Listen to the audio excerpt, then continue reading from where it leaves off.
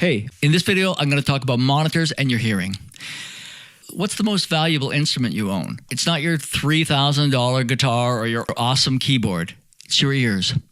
These things you can't easily replace, and they are the most important thing in allowing you to reach your potential as a musician. Doesn't matter what genre of music you play, where you're doing it, how you're doing it. It's all about, first of all, being able to listen and being able to understand what you're hearing and react with knowledge. Think about how much money that you have spent on gear. Like, maybe you don't want to think about that, but even as an enthusiast, it's a lot, right? This is really important. So I say you got to protect it and you got to make an investment in it. When I was touring, it was mainly during the 80s and the 90s. It's a whole different world out there. My hearing is screwed. I toured a lot as a hard rock drummer. The sound of a snare drum, rim shots all night, and cymbals, let alone the monitors, let alone anything else, can be really damaging if you're like me, a really heavy-handed player. Back in those days, we didn't have a lot of options. If you put in earplugs, you couldn't hear things clearly enough. Nowadays, we have IEMs, in-ear monitors. You owe it to yourself to buy a pair. I promise you, it is a purchase you will never regret. Sure, they can be expensive. They can be thousands of dollars. They can also be $100 or $200 and still be great quality. So let's talk about that. For those of you who already have inner ear monitors, you don't have to watch this video. You know the drill. The rest of you, let me explain to you why I implore you to buy yourself a pair. First of all, they sound amazing. They sound better than headphones, right? Because the sound is right in your ear. Secondly, you can hear your sounds clearly. It doesn't matter if you're a guitar player, a synthesist, and you're trying to tweak patches, a drummer, and you want to hear exactly how you're hitting that ride cymbal with the tip of your stick or something. The amount of nuance in ears is unsurpassed in any other form of listening to music.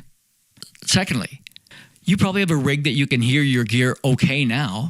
How well do you hear the other members in your band? If someone on the other side of the stage has a really great night or a really off night, unless you have a really good monitor person and really great monitors, you might not even know. You want to lock in with other musicians? How about hearing exactly what they're playing? The dynamics within ears, unsurpassed. Something I had no idea about until I got my first pair of in-ear monitors. When you put them in, they block out the external sound. I use the custom fitted type, which I'd highly recommend. They block out the other sounds so much that you can listen way lower.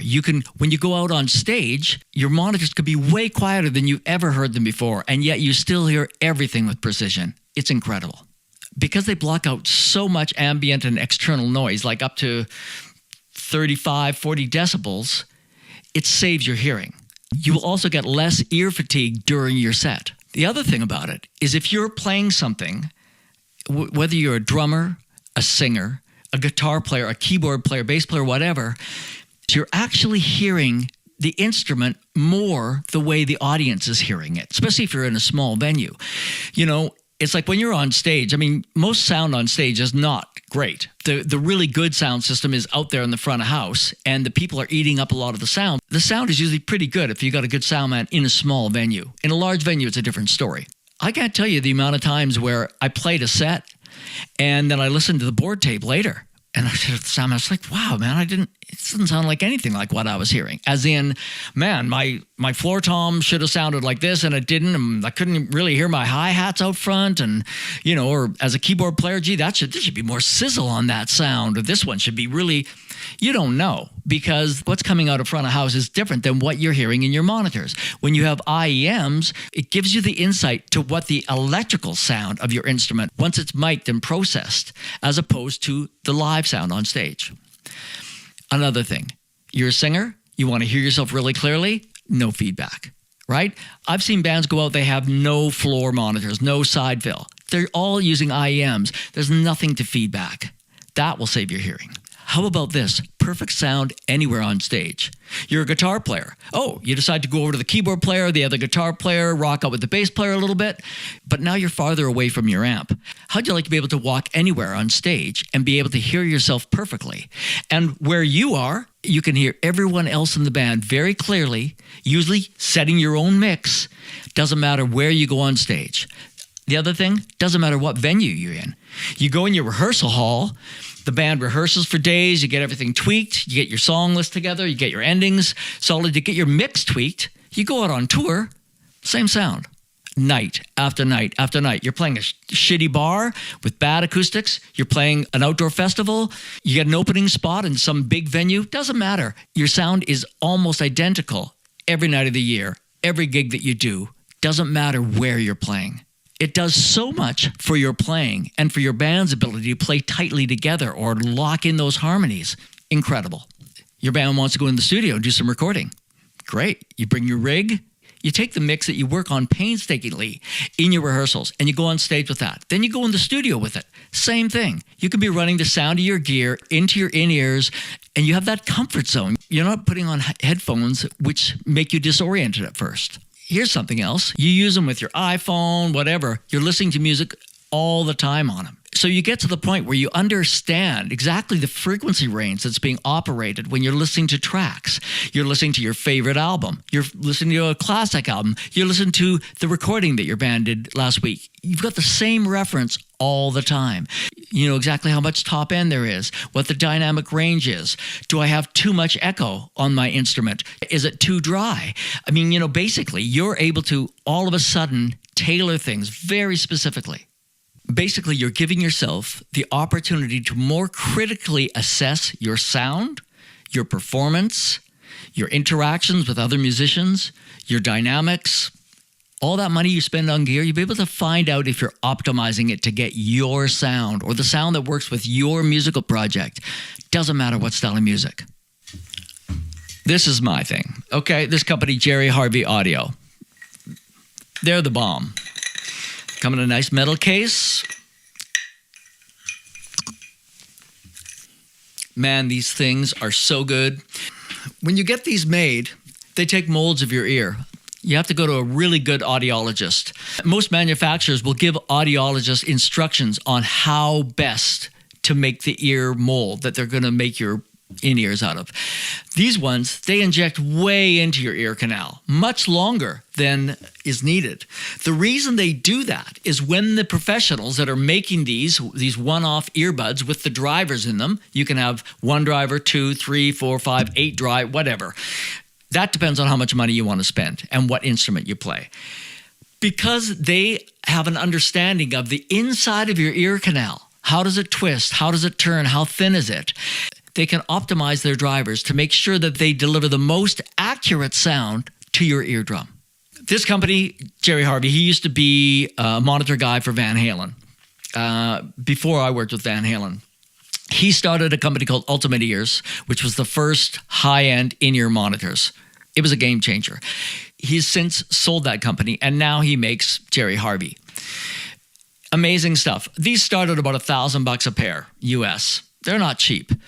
All different models, depending on what you want. They go up to maybe $3,000 or $4,000. Aerosmith, Lady Gaga, Sting, Tool, Nine Inch Nails, Peter Gabriel, Foo Fighters, Puff Daddy, Billie Eilish, like the list goes on. It's the who's who of successful musicians all over the world. But you don't have to spend $1,000 or $2,000 or $3,000. I looked online. There's all sorts of companies doing it now. Ultimate Ears is still operating. There's a company called Sensophonics. There's a whole bunch of them, and they're all custom fitted for your ears. Most of these companies make them with a built-in mic so you can use them with your phones. You can use them all the time. A lot of the companies offer a Bluetooth option so you don't have to have cables. I wouldn't recommend that, but get this. Just found out there's a new company called Waves. It's spelled WAVS. They do inner ear monitors, custom fit, starting at $119, and they go up to about $400. Now, I should let you know, I don't have an endorsement deal with anybody. I don't get a penny from anybody for talking about any of their stuff. I have no relationships with any of these companies. I'm just telling you what I know. So this new company, Waves, you take your iPhone and take a 3D scan of your head and your ear with your iPhone and send it to them. So you don't have to go to an audiologist and pay them $100 or $200 to have ear molds made. Pretty innovative, right? And from what I've heard, they sound amazing. You can get a custom-fitted set of in-ears that you make a digital impression for $119. Still too much money. Decibels makes earplugs And they also make headphones or in-ear monitors. They're not necessarily for musicians. They're not as high-end. They don't have all the drivers. But they're $49. If you want to get the Bluetooth ones, they're $79. It's like, you can afford that, right? Like, you owe it to yourself.